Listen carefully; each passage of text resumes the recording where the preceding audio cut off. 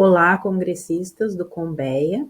Estou aqui hoje para apresentar para vocês um trabalho do meu aluno. Eu sou a professora Carla Schmidt, da Universidade Tecnológica Federal do Paraná.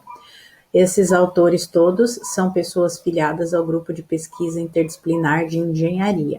E o trabalho, intitulado Implantação de sensores para a comparação da temperatura da água em dois sistemas de estocagem de água para hidroponia.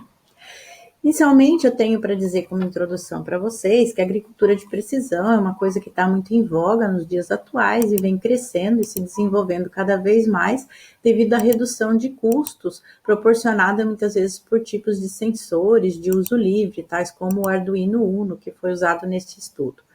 Dentro do Arduino Uno, nós conseguimos acoplar sensores, e esses sensores fazem leituras, e o Arduino também é capaz, de guardar essa base de dados. O objetivo do presente estudo foi, então, comparar a temperatura de água fornecida em dois sistemas. Então, foi colocado um galão de 50 litros de água abaixo do solo e um outro galão acima do solo. E foi testada a temperatura, comparada à temperatura desses dois galões. Se sabe, que a hidroponia de alface, por meio da literatura, a temperatura mais adequada é de aproximadamente 26 graus. E num país tropical como o nosso, essa temperatura é difícil de se obter, muitas vezes necessitando, inclusive, refrigeração. Mas colocar o galão embaixo do solo pode ser uma alternativa para reduzir pelo menos um pouco essa temperatura. E foi isso que testamos nesse estudo. O estudo foi feito no município de Medianeira, entre outubro e novembro de 2019. O sistema usado foi o NFT, sendo que existiam 10 canaletas, 5 ligadas a cada um dos galões. O instrumento para coleta dos dados foi o Arduino Uno, como já coletado, e os sensores de temperatura acoplados a ele. Foi depois feita uma análise de variância para testar a comparação de média entre esses dois sistemas, esses dois tratamentos, o depósito enterrado e o não enterrado, e foi coletado para isso, então, os dados de temperatura e também da produção em gramas das plantas de alface, coletadas em 10 pés de alface. 20 plantas no total foram analisadas.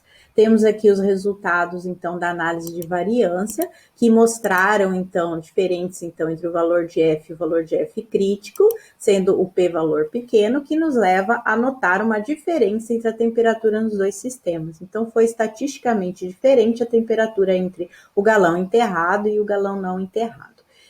Comet, um autor, ele em 2013 observou que a redução na temperatura média era capaz de aumentar a produtividade das plantas. Então, no nosso caso, conclui-se que é preferível manter o depósito de água enterrado, devido a que também não se tem um grande custo para enterrar o galão.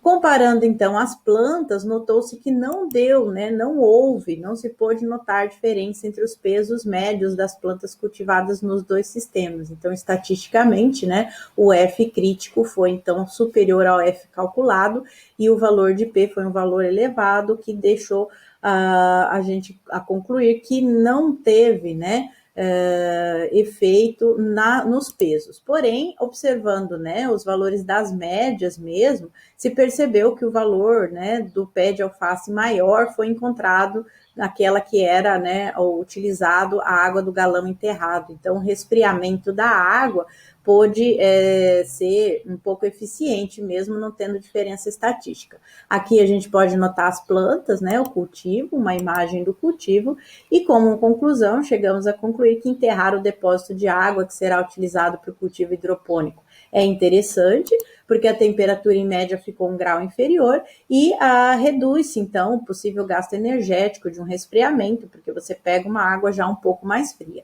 A massa em gramas das plantas foi melhor naquele que se manteve enterrado, então aquilo que Comet observou, que quanto mais frio, maior a massa das plantas, é verdade, porém, estatisticamente não se notou uma diferença nesse experimento, nessa vez que foi feito.